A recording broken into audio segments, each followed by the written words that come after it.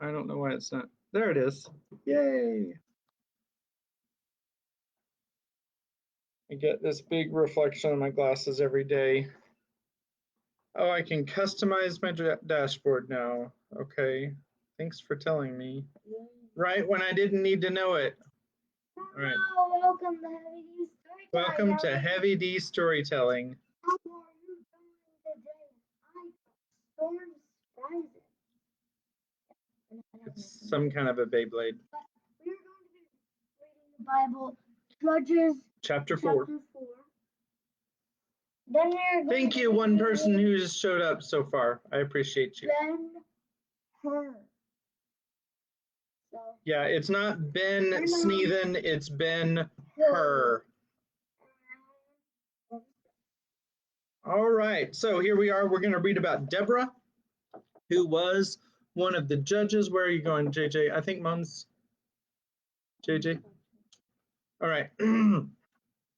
This is Deborah and Barak. JJ has PJ pants on, just in case you're wondering. All right. So here we are. And the people of Israel again did what was evil in the sight of the Lord after Ehud died. And the Lord sold them into the hand of Jabin, king of Canaan, who reigned in Hazor. The commander of his army was Sisera, who lived at Harosheth Hagoyim. Then the people of Israel cried out to the Lord for help, for he had 900 chariots of iron, and he oppressed the people of Israel cruelly for 20 years. Now Deborah, a prophetess, the wife of Lapidoth, was judging Israel at that time. She used to sit under the palm of Deborah between Ramah and Bethel in the hill country of Ephraim. And the people of Israel came up to her for judgment. She sent and summoned Barak, the son of Abinoam, from Kadesh Naphtali, and said to him, Has not the Lord, the God of Israel, commanded you, go to him? Has not the Lord...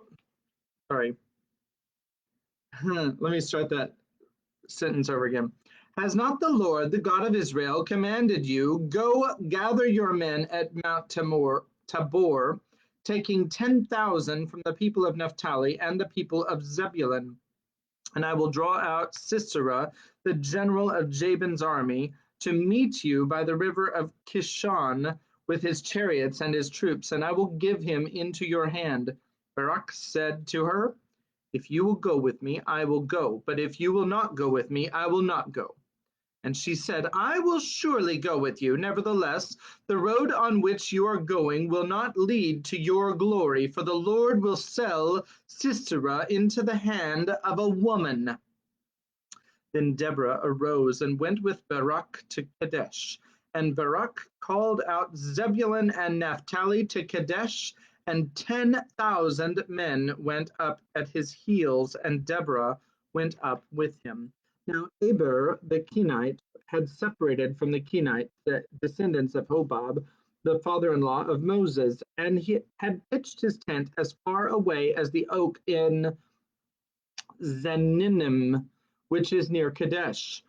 When Sisera was told that Barak the son of Abinoam had gone up to Mount Tabor, Sisera called out all his chariots, 900 chariots of iron, and all the men who were with him, from Harosheth Hagoyim to the river Kishon.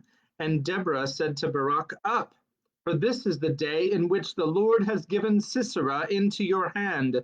Does not the Lord go out before you? So Barak went down from Mount Tabor with 10,000 men following him, and the Lord routed Sisera and all his chariots and all his army before Barak by the edge of the sword. And Sisera got down from his chariot and fled away on foot.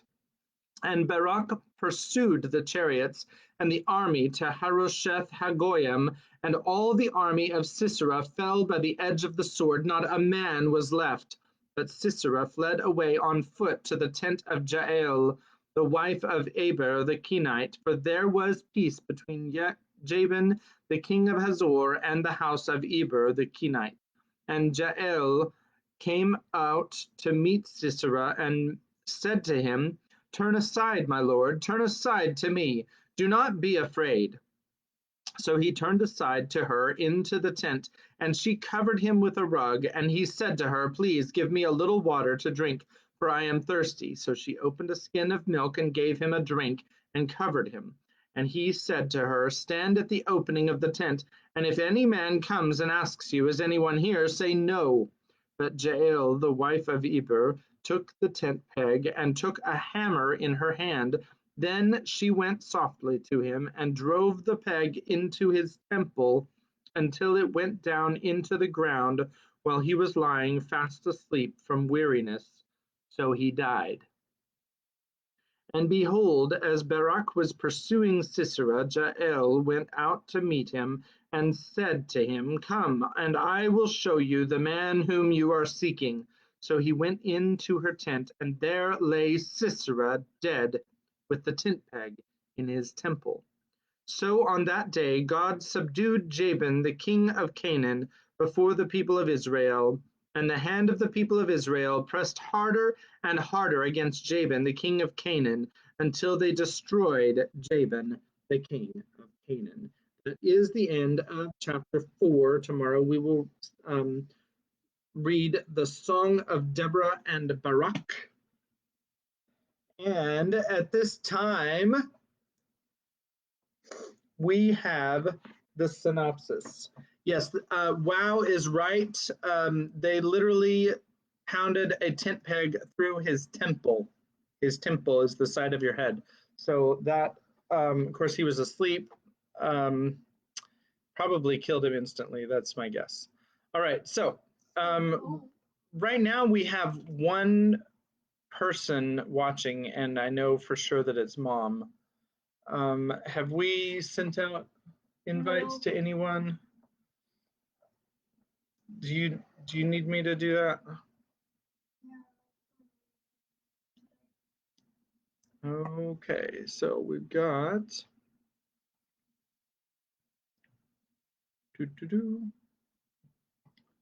and it's possible that Becca's working, so I don't know that for sure. I can send it to here.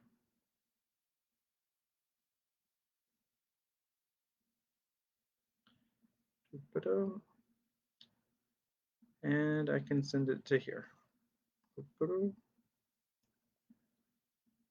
All righty. So, whoa, that said Facebook Live map.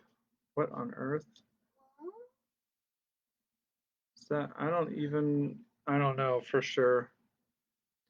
I don't know if that's legit or not. Is there shares? That's the only way that I know how to share it. I don't know if that worked.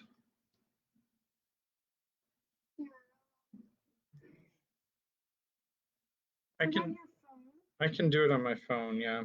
Okay, so let's see. And I'll get that thing. And then with this, I can copy link.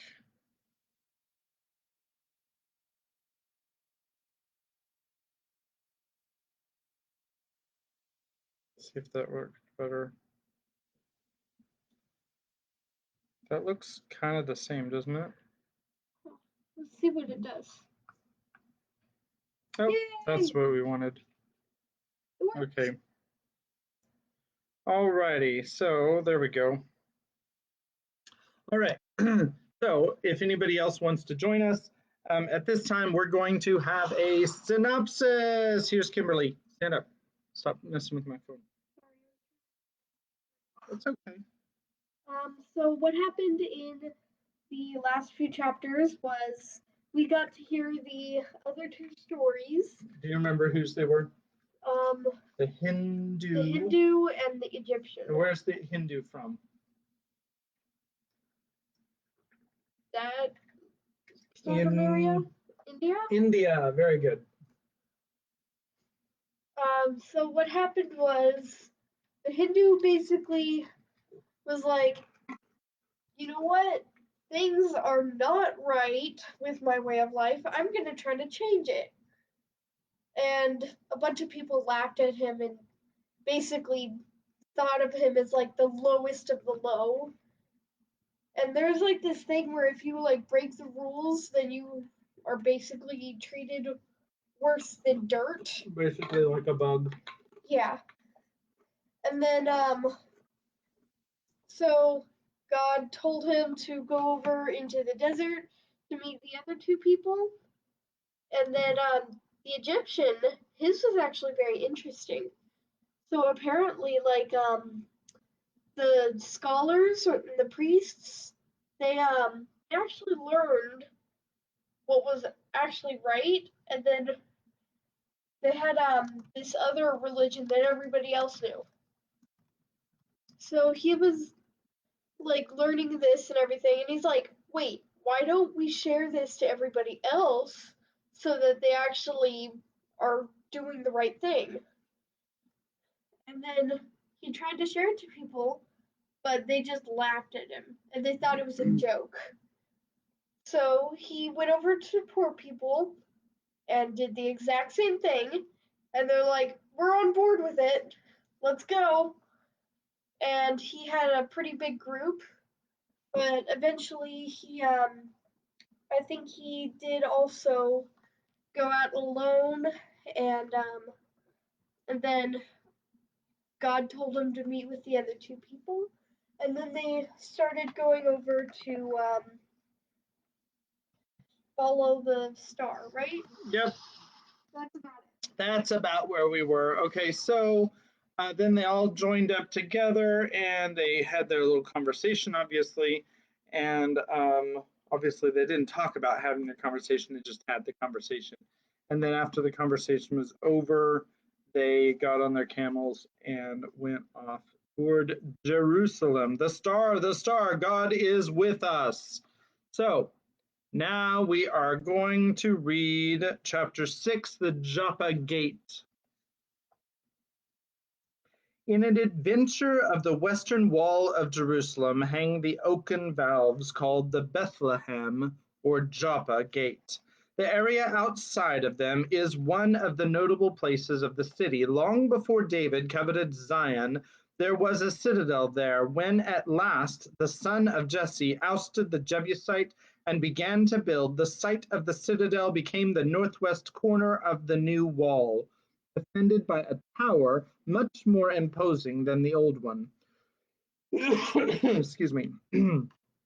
The location of the gate, however, was not disturbed for the reasons most likely that the roads which met and merged in front of it could not well be transferred to any other point, while the area outside had become a recognized marketplace. In Solomon's day, there was great traffic at the locality, shared in by the traders from Egypt and the rich dealers from Tyre and Sidon.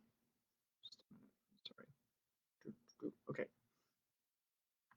Nearly 3,000 years have passed, and yet a kind of commerce clings to the spot.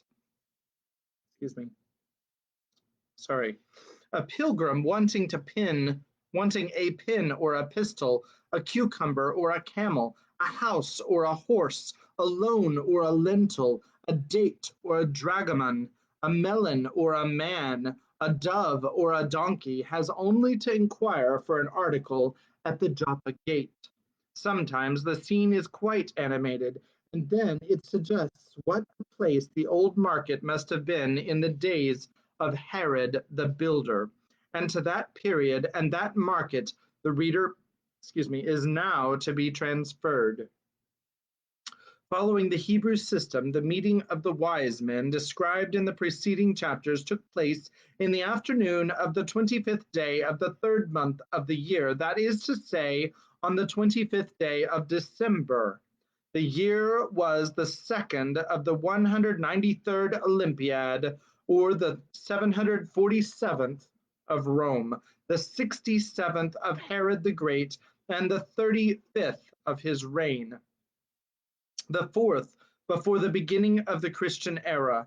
The hours of the day by Judean custom begin with the sun, the first hour being the first after sunrise. So, to be precise, the market at the Joppa gate during the first hour of the day stated was in full session and very lively. The massive valves had been wide open since dawn. Business, always aggressive, had pushed through the arched entrance into a narrow lane and court, which, passing by the walls of the great tower, conducted on into the city. As Jerusalem is in the hill country, the morning air on this occasion was not a little crisp. The rays of the sun, with their promise of warmth, lingered provokingly far up on the battlement and turrets of the great piles about, down from which fell the crooning of pigeons and the whir of the flocks coming and going. As a passing acquaintance with the people of the Holy City, strangers as well as residents will be necessary to an understanding of some of the pages which follow. It will be well to stop at the gate and pass the scene in review. Better opportunity will not offer to get sight of the populace, who will after a while go forward in a mood very different from that which now possesses them.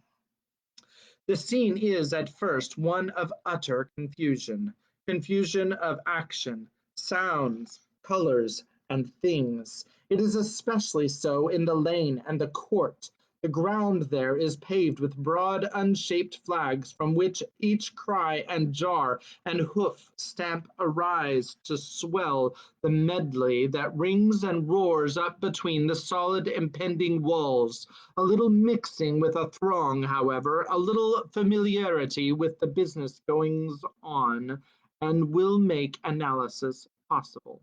Here stands a donkey dozing under panniers full of lentils, beans, onions, and cucumbers brought fresh from the gardens and terraces of Galilee. When not engaged in serving customers, the master, in a voice which only the initiated can understand, cries his stock. Nothing can be simpler than his costume: sandals and an unbleached, undyed blanket, crossed over one shoulder and girt around the waist. Near by, and far more imposing and grotesque, though scarcely as patient as the donkey, kneels a camel, raw-boned, rough, and gray, with long shaggy tufts of fox-colored hair under its throat, neck, and body, and a load of boxes and baskets curiously arranged upon the enormous saddle. The owner is an Egyptian, small, lithe, and of a complexion which has borrowed a good deal from the dust of the ground, the dust of the roads, and the sands of the desert. He wears a loose gown, sleeveless, unbelted, and dropping from the neck to the knee.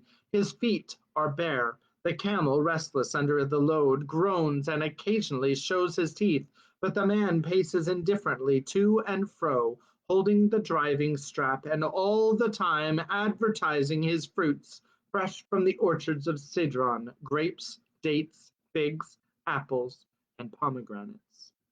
The corner where the lane opens out into the court, some women sit with their backs against the gray stones of the wall. Their dress is that common to the humbler classes of the country: a linen frock extending the full length of the person, loosely gathered at the waist, and a veil or wimple broad enough, after covering the head, to wrap the shoulders. Their merchandise is contained in a number of earthen jars, such as are still used in the East for bringing water from the wells, and some leathern bottles. Among the jars and bottles, rolling upon the stony floor, regardless of the crowd and cold, often in danger but never hurt, play half a dozen half-naked children, their brown bodies, jetty eyes, and thick black hair attesting the blood of Israel. Sometimes, from under the wimples, the mothers look up, and in the vernacular modestly bespeak their trade. In the bottles, honey of grapes; in the jars, strong drink. Their entreaties are usually lost in the general uproar, and they fare illy against the many competitors, brawny fellows with bare legs, dirty tunics, and long beards, going about with bottles lashed to their backs and shouting, "Honey of wine, grapes, and engedi." When a customer halts one of them, round comes the bottle, and upon lifting the thumb from the nozzle, out into the ready cup gushes the deep red blood of the luscious berry. Scarcely less blatant are the dealers in birds, doves, ducks, and frequently the singing bulbul or nightingale, most frequently pigeons, and buyers receiving them from the nets seldom fail to think of the perilous life of the catchers, bold climbers of the cliffs, now hanging with hand and foot to the face of the crag, now swinging in a basket far down the mountain fissure. Blent with peddlers of jewelry, sharp men cloaked in scarlet and blue, top-heavy under prodigious white turbans, and fully conscious of the power there is in the luster of a ribbon and the incisive gleam of gold, whether in bracelet or necklace, or in rings or for the finger or the nose, and with peddlers of household utensils, and with dealers in wearing apparel, and with retailers of unguents for anointing the person, and with hucksters of all articles, fanciful as well as of need, hither and thither, tugging at halters and ropes, now screaming, now coaxing, toil the vendors of animals, donkeys, horses, calves, sheep, bleating kids, and awkward camels, animals of every kind except the outlawed swine. All these are there, not singly as described, but many times repeated, not in one place, but everywhere in the market. Turning from the scene in the lane and court, this glance at the sellers and their commodities, the reader has need to give attention, in the next place, to visitors and buyers, for which the best studies will be found outside the gates, where the spectacle is quite as varied and animated. Indeed, it may be more so, for there are superadded the effects of tent,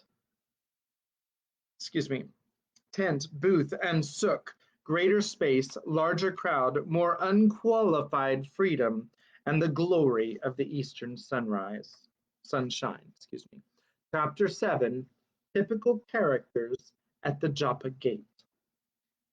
Let us take our stand by the gate, just out of the edge of the currents, one flowing in, the other out, and use our eyes and ears a while. In good time, here come two men of a most noteworthy class.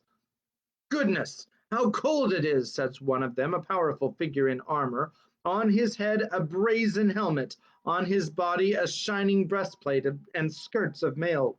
"How cold it is! Dost thou remember, my Caius, that vault in the comitium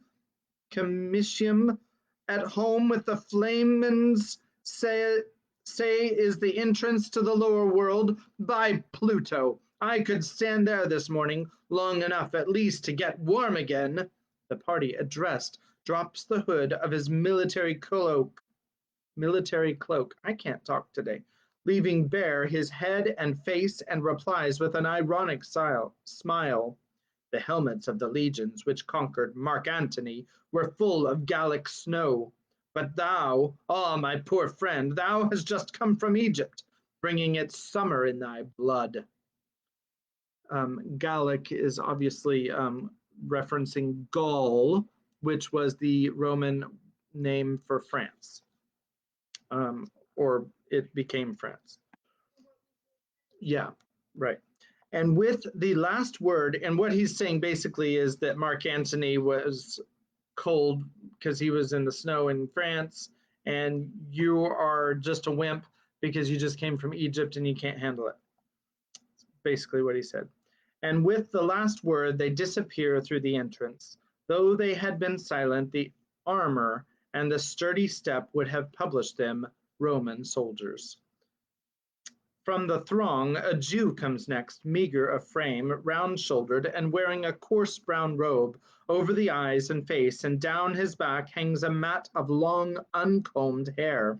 He is alone. Those who meet him laugh, if they do not worse, for he is a Nazarite, one of a despised sect which rejects the books of Moses, devotes itself to abhorred vows, and goes unshorn while the vows endure.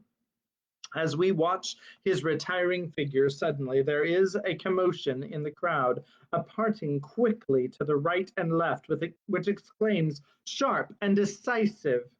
Then the cause comes, a man, a Hebrew in feature and dress, the mantle of snow-white linen, held to his head by cords of yellow silk, flows free over his shoulders. His robe is richly embroidered, a red sash with fringes of gold wraps his waist several times. His demeanor is calm. He even smiles upon those who, with such rude haste, make room for him. A leper? No, he is only a Samaritan. The shrinking crowd, if asked, would say he is a mongrel, an Assyrian, whose touch of the robe is pollution, from whom consequently an Israelite, though dying, might not accept life.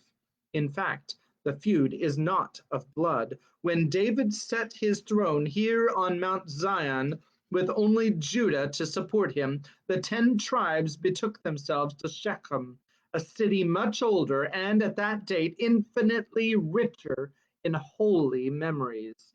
The final union of the tribes did not settle the dispute thus begun. The Samaritans clung to their tabernacle on Gerizim, and while maintaining its superior sanctity, laughed at the irate doctors in Jerusalem. Time brought no assuagement of the hate. Under Herod, conversion to the faith was open to all the world except the Samaritans. They alone were absolutely and forever shut out from communion with the Jews. As the Samaritan goes in under the arch of the gate, out come 3 men, so unlike all whom we have yet seen that they fix our gaze, whether we will or not. They are of unusual stature and immense brawn. Their eyes are blue, and so fair is their complexion that the blood shines through the skin like blue penciling. Their hair is light and short, their heads small and round, rest squarely upon necks columnar as the trunks of trees. Woolen tunics, open at the breast, sleeveless and loosely girt, drape their bodies, leaving bare arms and legs of such development that they at once suggest the arena. And when thereto we add their careless, confident, insolent manner, we cease to wonder that the people give them way and stop after they have passed to look at them again. They are gladiators, wrestlers, runners, boxers, swordsmen, professionals unknown in Judea before the coming of the Roman, fellows who, what time they are not in training, may be seen strolling through the king's gardens, or sitting with the guards at the palace gates, or possibly they are visitors from Caesarea, Sebaste, or Jericho, in which Herod, more Greek than Jew, and with all a Roman's love of games and bloody spectacles, has built vast theatres, and now keeps schools of fighting men, drawn, as if the custom, from the Gallic provinces or the Slavic tribes on the Danube. "By Bacchus," says one of them, drawing his clenched hand to his shoulder, "their skulls are not thicker than eggshells." Brutal look which goes with the gesture disgusts us, and we turn happily to something more pleasant. Opposite us is a fruit stand. The proprietor has a bald head, a long face, and a nose like the beak of a hawk. He sits upon a carpet spread upon the dust. At the wall is at his back. Overhead hangs a scant curtain. Around him, within hand's reach and arranged upon little stools, lie osier boxes full of almonds, grapes, figs, and pomegranates. To him now comes one at whom we cannot help looking, though for another reason than that which fixed our eyes upon the gladiators. He is really beautiful, a beautiful Greek.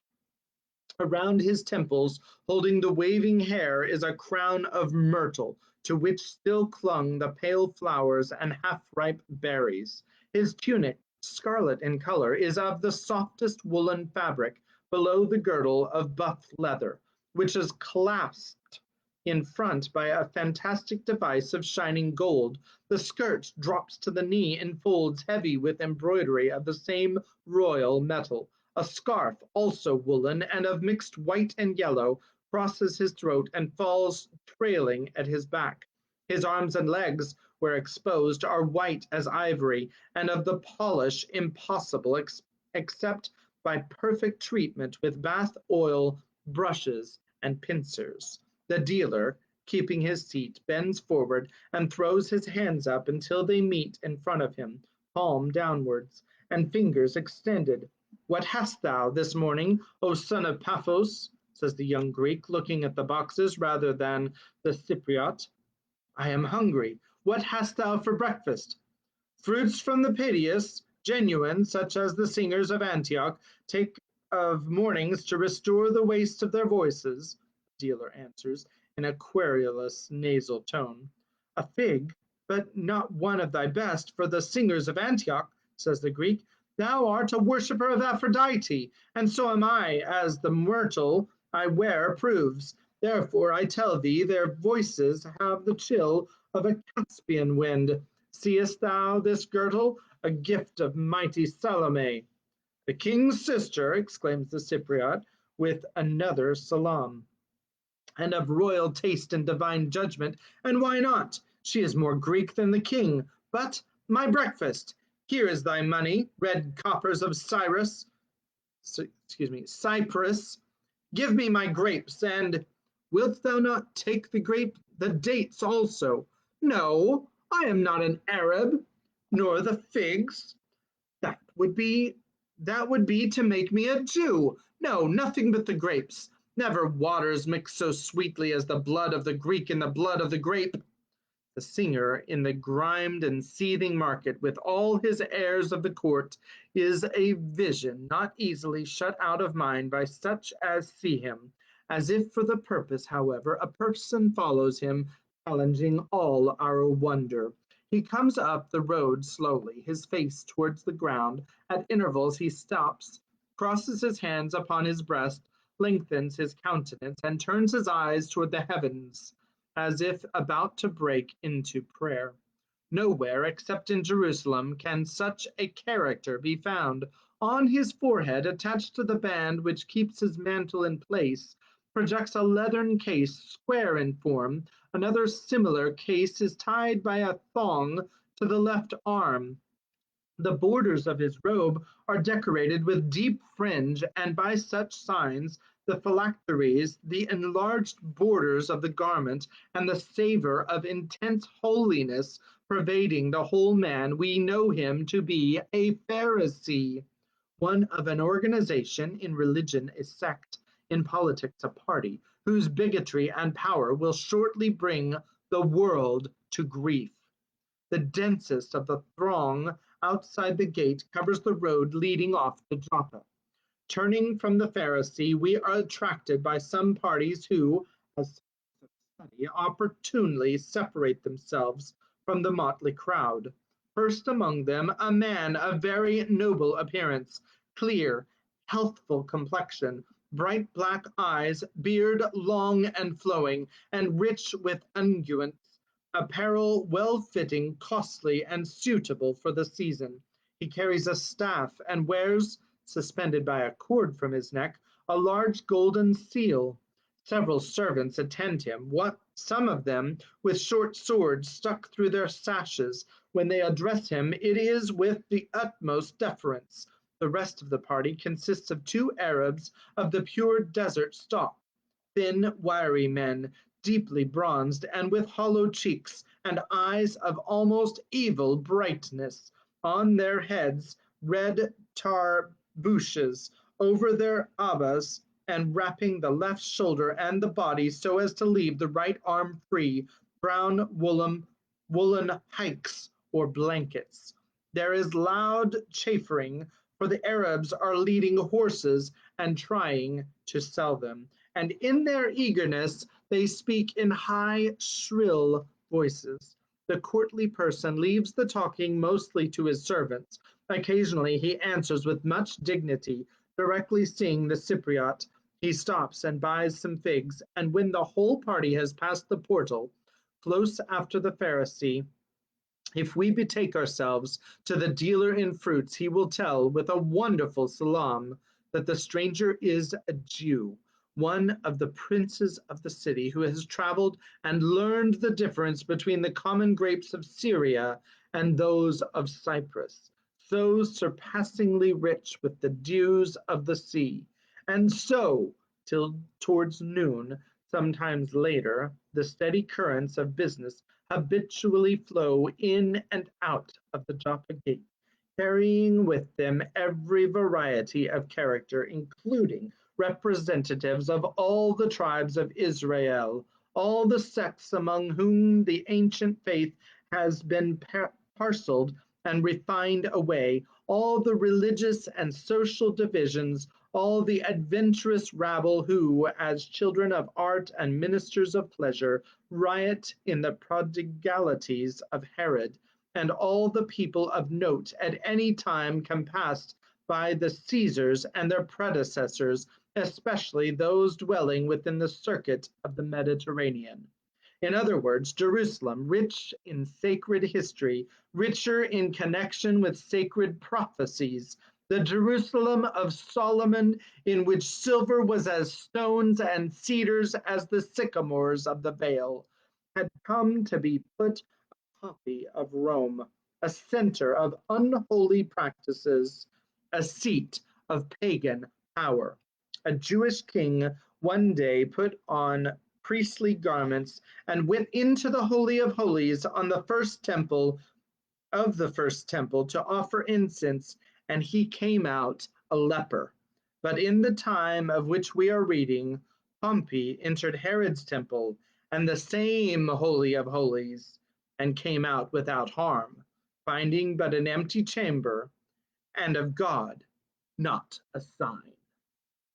Chapter 8. Joseph and Mary going to Bethlehem. See how long this one is. Chapter 9 is called The Cave at Bethlehem. That one. Okay, so let's read this first one. Joseph and Mary going to Bethlehem.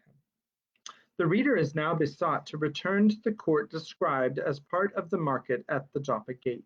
It was the third hour of the day, and many of the people had gone away, yet the press continued without apparent abatement.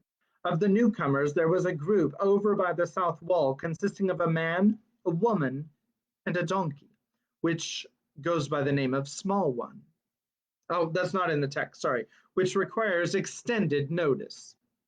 The man stood by the animal's head, holding a leading strap and leading upon a stick which seemed to have been chosen for the double purpose of goad and staff. His dress was like that of the ordinary Jews around him, except that it had an appearance of newness, the mantle dropping from his head, and the robe or frock which clothed his person from neck to heel were probably the garments he was accustomed to wear to the synagogue on the Sabbath days. His features were exposed, and they told of 50 years of life, a surmise confirmed by the gray that streaked his otherwise black beard. He looked around him with the half-curious, half-vacant stare of a stranger and provincial. The donkey ate leisurely from an armful of green grass of which there was an abundance in the market. In its sleepy content, the brute did not admit of the disturbance from the bustle and clamor about. No more was it mindful of the woman sitting upon its back in a cushioned pillion.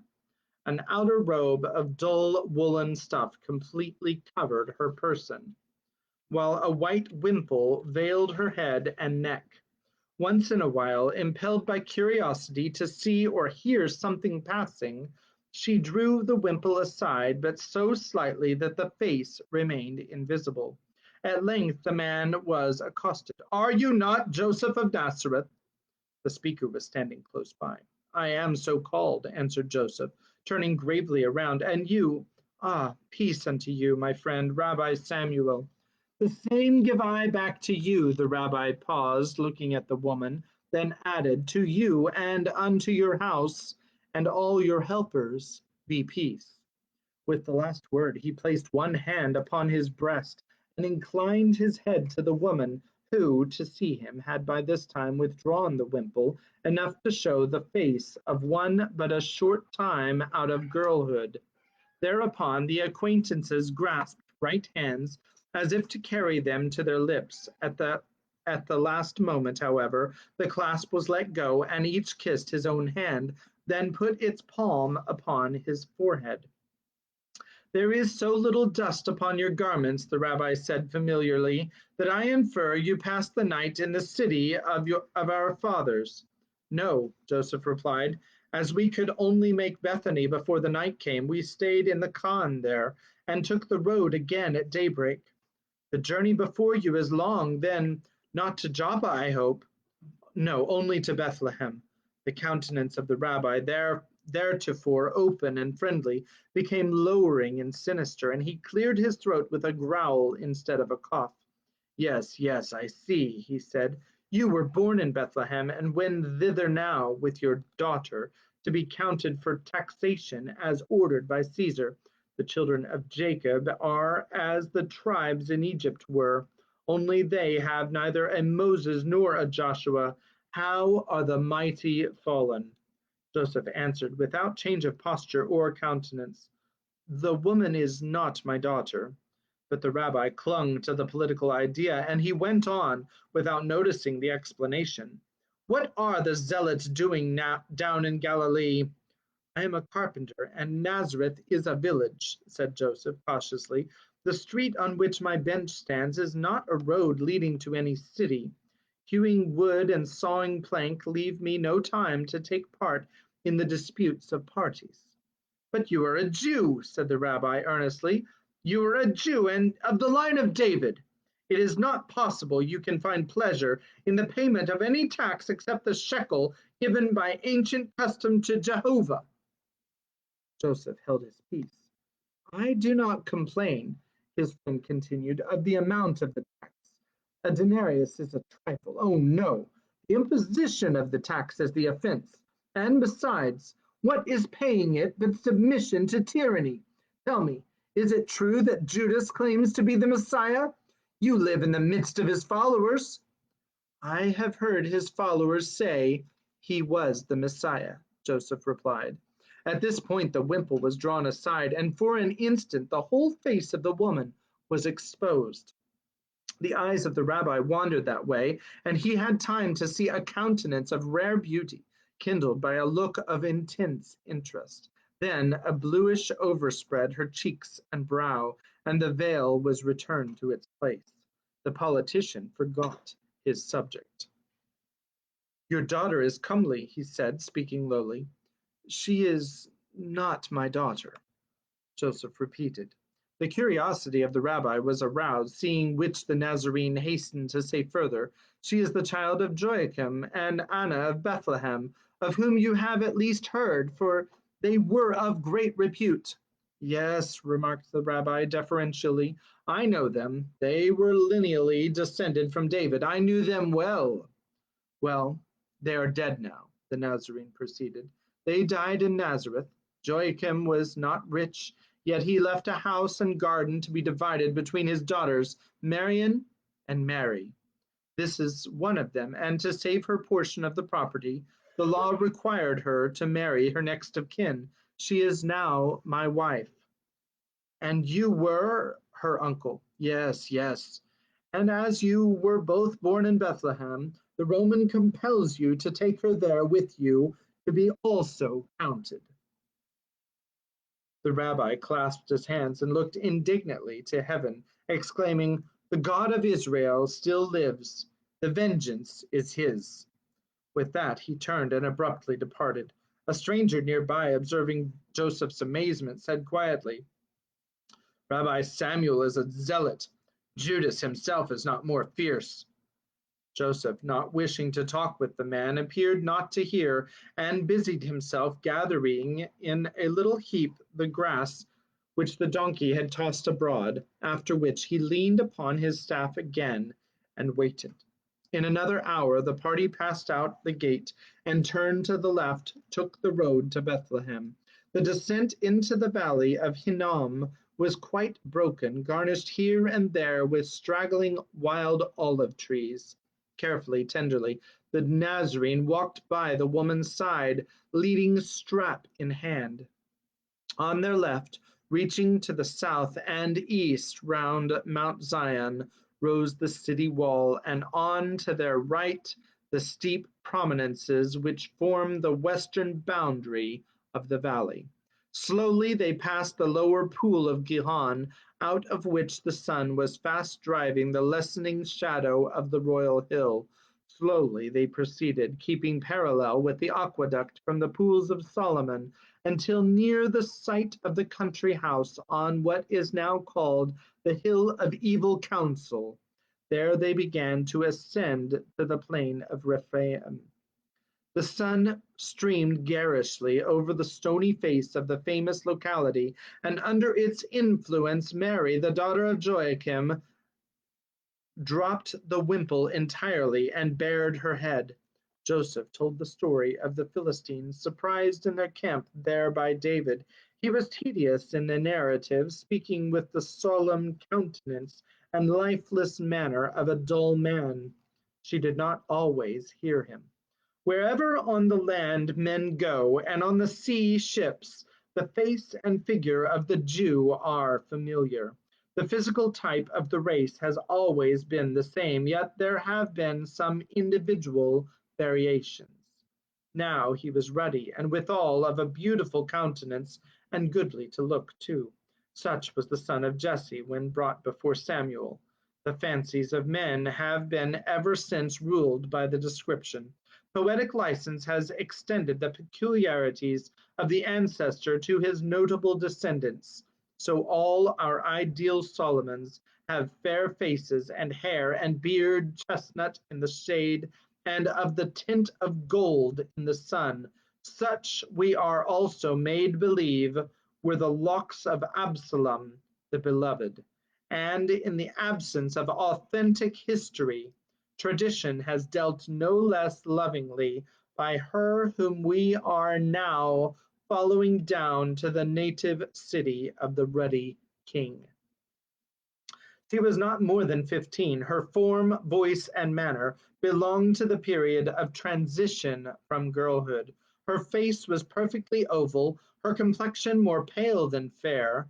The nose was faultless, the lips slightly parted, were full and ripe, giving to the lines of the mouth warmth, tenderness, and trust. The eyes were blue and large, and shaded by drooping lids and long lashes, and in harmony with all, a flood of golden hair in the style permitted to Jewish brides fell unconfined down her back to the pillion on which she sat. The throat and neck had the downy softness sometimes seen which leaves the artist in doubt whether it is an effect of contour or color. To these charms of feature and person were added others more indefinable, an air of purity, which only the soul can impart, and of abstraction natural to such as think much of things impalpable. Often, with trembling lips, she raised her eyes to heaven, itself not more deeply blue. Often she crossed her hands upon her breast as an adoration and prayer. Often she raised her head like one listening eagerly for a calling voice. Now and then, midst his slow utterances, Joseph turned to look at her, and catching the expression kindling her face as with light, forgot his theme, and with bowed head, wondering, plodded on. So they skirted the great plain and at length reached the elevation Mar Elias, from which across a valley they beheld Bethlehem, the old, old house of bread, its white walls crowning a ridge and shining above the brown scumbling of leafless orchards. They paused there and rested while Joseph pointed out the places of sacred renown. Then they went down into the valley to the well, which was the scene of one of the marvelous exploits of David's strong men.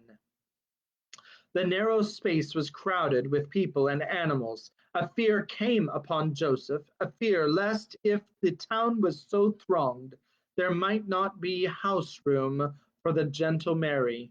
Without delay, he hurried on past the pillar of stone marking the tomb of Rachel, up the garden slope, saluting none of the many persons he met on the way until he stopped before the portal of the khan that then stood outside the village gates near a junction of roads.